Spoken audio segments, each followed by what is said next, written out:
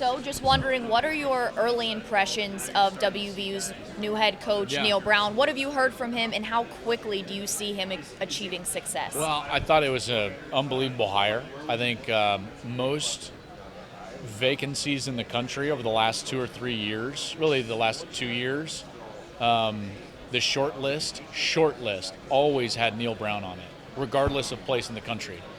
So for WVU to go out and get him, I think that was a tremendous hire. And I think he's one of the better young coaches that we've got in the sport. You see, not many times do you actually get to rate and view a coach's body of work of what he built rather than what he retained or kept on the tracks. He built that at Troy. 10 wins each of the last 3 years, quality defense. This guy knows what he's doing, there's no doubt. Now, the juxtaposition to that is that he's not coming into a place that only won 2 games last year. And that tug of war from a culture standpoint can be very difficult. Here's just an example. When Tom Herman went to Texas a couple of years ago, and he walked in, let's say he's having a conversation with a kid, and he says, these are the expectations, this is what I expect from you. And the kid says, well, this is what we've always done. Tom got to say, with all the leverage, how's that working out for you? The kid loses all of his leverage. He can't say anything because Texas had not had any success in that kid's tenure at Texas. The same conversation happens at WVU for Neil Brown. That kid can say, listen, we were 60 minutes on that field behind me from going to the Big 12 championship game. We were back and forth with Oklahoma, one of the best teams in the country. And so that's a difficult position to be in as a coach. I would say that that's much more difficult than coming in to an organization or a program that's only won 2 games. Now, having said that, here are the perks of that. Better roster. They've got a better work habit. Clearly, this is a team that has the talent, the mentality to go out there and actually compete at a high level, and you don't have to teach them how to win. So negative in some parts, positive in others, but certainly love the hire from WVU. Now, you said he's one of the better young coaches in the sport. What qualities do you think that he has that's allowed him to be on that level? Probably regardless of coach or age, I would say that the number one trait of all the great coaches that I'm around, regardless of offensive-oriented, defensive-oriented, anything like that, their attention to detail is through the roof. Everything within their program, the way that they speak to players, the way that they motivate players, their academic support system, their strength staff, their dietitians, everything has an insane level of detail. Neil strikes me as that type of a guy. I was reading where at Troy and maybe now at WVU, I'm not sure, he has the exact same thing for lunch every single day. And the reason he does that, I believe he stole this from Steve Jobs, but the reason he does that is because he doesn't want to clutter his mind with small decisions so that he can make the big decisions well. That's why Steve Jobs always wore the exact same thing, jeans and the black shirt and the gray New Balances, is because he thought, well, why would I use brain power to figure out what I was going to wear in the morning? Neil apparently does something like that. That tells me he pays incredible attention to the level of detail that goes into his program. I think that's one of the reasons why he's had so much success. You talk about culture. One thing that we know from being around this program is the culture surely has changed under Coach Brown. How do you think that buying in so early from the players can help the longevity of the success of the program under him? That's a great question. And even Neil would tell you, it's not about what he can do, it's about whether they buy in or not. And that's the biggest question, right? That's the next card in the blackjack deck. What's coming? If the players buy in, they're going to have success, and I think they can have success this year. You might even see them in that tier of teams that's competing again to go to the Big 12 championship game. They've got to replace a lot of starters. That's obvious. But this is the question for me. It's not even really about the quarterback situation. For me, it's about the buy-in. Does the roster buy what Neil is selling? If they do, I think they're going to have a good year.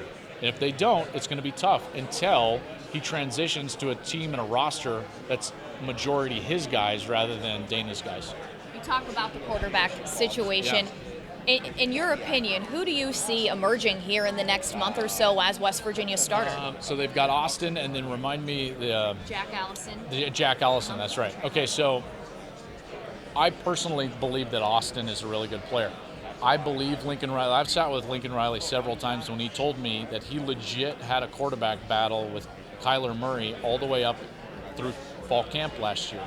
Kyler Murray was insane. Okay, so if he had a legit battle, Austin's a really good player. I went to their spring game 2 years ago, saw him play. He was sensational. He's got a lot of grit. I know him more than Jack, right? So I would say I think that Austin, in particular, with his chance, you got to understand now, this guy's been chomping at the bit behind two of the best quarterbacks that we've seen in college football history, right?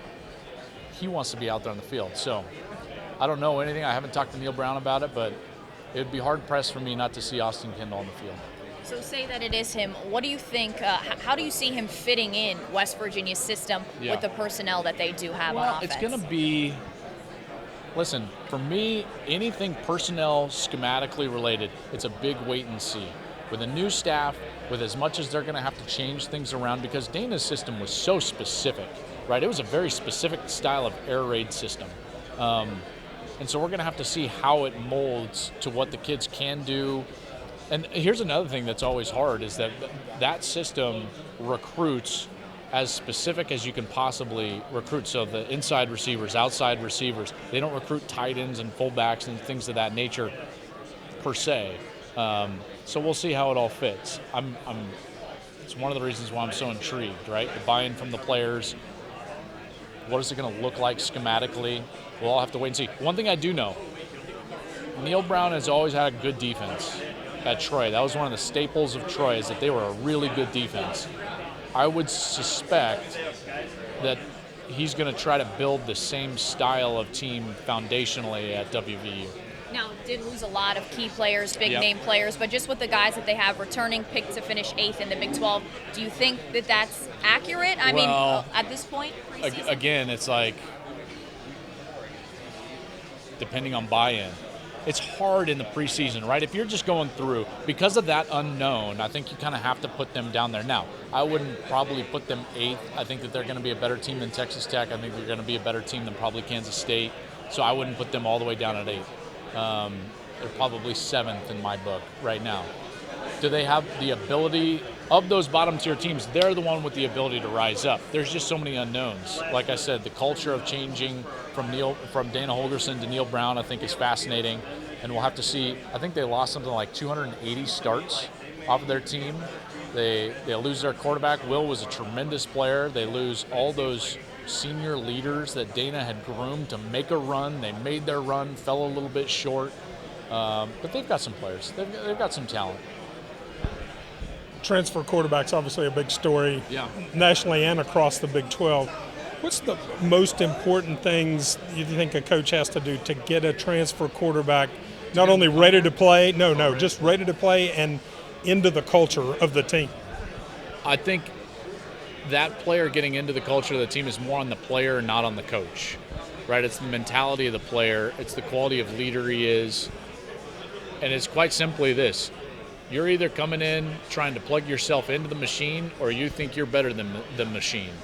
I firmly believe that anywhere, right? In any group setting in life, when we walk in and we try to make everyone around us better and we plug into what's going on, generally everyone around us starts to rally around and say, yeah, this is going to work. So it's really based on his leadership style. As far as getting him ready to play on the field, the one thing that I believe you have to do early is make sure that you simplify things so that the quarterback is not drinking through a fire hose, right? If they're out there thinking on the field, they're not going to play their fastest and they're not going to play their cleanest, most efficient football. So you have to simplify things down so they can play fast, play clean, and then start adding once they have gotten to that point.